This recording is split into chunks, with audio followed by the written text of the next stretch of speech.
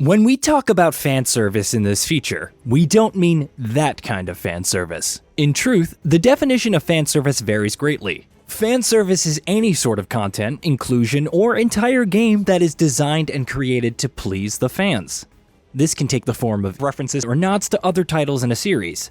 The games in this rundown, however, are largely born out of desire to appease fan demand, either through answering unresolved narratives, faithfully remastering an old title, or unofficially remaking an entire game. Metal Gear Solid 4: Guns of the Patriots. Metal Gear creator Hideo Kojima is on record stating he felt the saga was complete as a trilogy. Metal Gear Solid 1, 2, and 3, as far as he was concerned, rendered the story done and dusted. However, in his words, there were a lot of voices begging for answers to questions left at the end of Metal Gear Solid 2.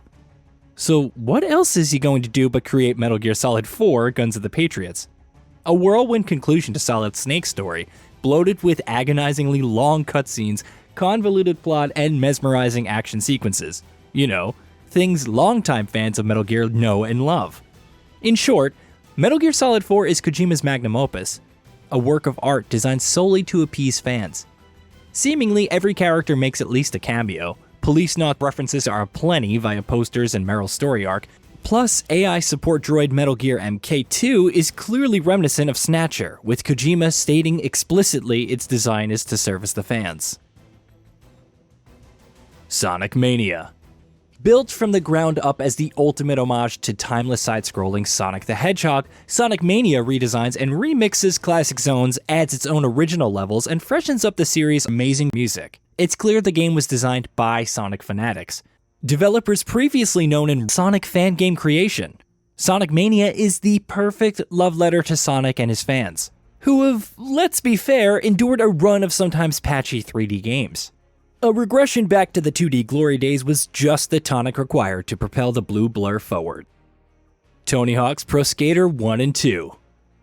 For anyone who wasn't around in the late 1990s, early 2000s, it's hard to overstate how seeped into the culture zeitgeist Tony Hawk's Pro Skater was. Coming at a time when counterculture music and extreme sports were spilling into the mainstream, Tony Hawk's Pro Skater and its sequel sold in their millions, cementing a 20-year legacy which arguably contributed to skateboarding becoming an Olympic sport. 2020's Tony Hawk's Pro Skater 1 and 2 are remasters of those first two titles. Facelifted, nostalgia-soaked, and inclusive, these remasters rekindle the slick, freewheeling freedom promised in those first two titles, whilst seamlessly modernizing its skatepark designs, character roster, and soundtrack, now imbued with pop, rap, and hip-hop alongside the returning classic punk rock and bouncy ska tunes, helping these titles feel as relevant now as they did back then. Super Mario Galaxy 2's Throwback Galaxy. Throwback Galaxy is a faithful remake of the iconic Whomp's Fortress world from Super Mario 64. Its pyramid layout, complete with Whomp King lying in wait, delighted every longtime Mario fan playing the Nintendo Wii Super Mario Galaxy 2. The superb music, originally a rehashed version of the Super Mario 64 theme, makes a welcome appearance too. Its arrangement rendered all jazzy for this edition. It's fitting that the Japanese name for the level, Natsukashi no Torire Galaxy, translates to Nostalgic Fortress Galaxy, because that's exactly what it is. Black Mesa. Born out of desire to improve Valve's 2005 source game engine port of FPS classic Half-Life, Black Mesa is a decade-and-a-half-long labor of love for developer Crowbar Collective. The lukewarm sentiment surrounding Half-Life's source port prompted the third-party mod team into action, believing fans deserved much better. The first version was released without any commercial intent whatsoever as a free mod in 2012. Development continued until 2020, when a full release comprising remodeled textures, reskinned NPCs, improved level and puzzle design, additional story elements, and completely reworked Zen chapters become available to buy on Valve's storefront Steam, with even select Half-Life devs stating Black Mesa a much more enjoyable product than their own efforts. Sonic After the Sequel. Sonic After the Sequel is a phenomenal fan-made experience that perfectly replicates Sonic the Hedgehog's Genesis-era side-scrolling best. With a thoughtful narrative squeezing between Sonic the Hedgehog 2 and Sonic 3 and Knuckles, authentically designed levels and downright incredible music, After the Sequel is pretty much as good as the real thing. That is, until Sonic Mania arrived on the scene in 2017. Not to be outdone though, Sonic after the sequel received subsequent updates DX and Omega, with Sonic Drop Dash introduced in Mania front and center. Streets of Rage 4. Sega's iconic side-scrolling brawler Streets of Rage fell strangely silent after the 1990s trilogy. Despite numerous ports and re-releases across multiple console generations, officially licensed soundtracks, and the fan-made Streets of Rage remake, no Sega-licensed revival for one of their own most loved series was forthcoming. That is, until 2020, and the fourth installment. In truth, Streets of Rage 4 does little to rejuvenate the formula. Its visuals, sounds, and fisticuff mechanics are largely identical, potentially alienating new fans, but absolutely appeasing longtime players who have waited a quarter of a century for a new Streets of Rage title. The option to play the game with retro audio from the original 1990s games is a classy touch of fan service too. Mass Effect 3 Citadel. After the oftentimes bleak story culminated in a divisive, devastating ending in Mass Effect 3, BioWare, despite standing by their narrative choices, felt compelled to offer disgruntled players of the Mass Effect saga one last chance to spend time with the characters they held so dearly. That is essentially what the Mass Effect 3 Citadel DLC is all about. The crew of the Normandy kicking back, relaxing, and having fun, making a complete tonal shift from the mainline games. Shovel Knight Showdown. Originally titled Battle Mode, Shovel Knight Showdown was the 5th addition to the Shovel Knight Treasure Trove, which, let's be honest, is the gift that keeps on giving. Showdown is a wildly different affair, a multiplayer platform fighting game featuring 20 characters plucked out of the Shovel Knight universe. All the fan favorites are here: Shovel Knight, King Knight, Plague Knight, Baz, Mr. Hat, and Liquid Samurai. Showdown is available as a standalone purchase. However, newcomers are likely to underappreciate the novelty of playing with Shovel Knight's cast in such an alternative way. Celeste Farewell DLC. A vibrant community molds itself around ultra-tough pixel platformer Celeste. The game's community is awash with players conjuring up ever-tricky challenges beyond the game's super challenging B and C side levels and deathless golden strawberry runs. Completing the first level without using the integral dash feature for no reward other than pride, being a standout controller-smashing task.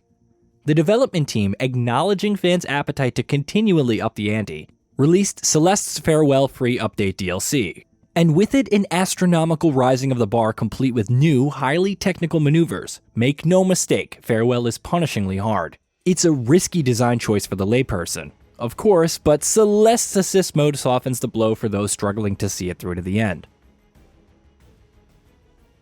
Shenmue III.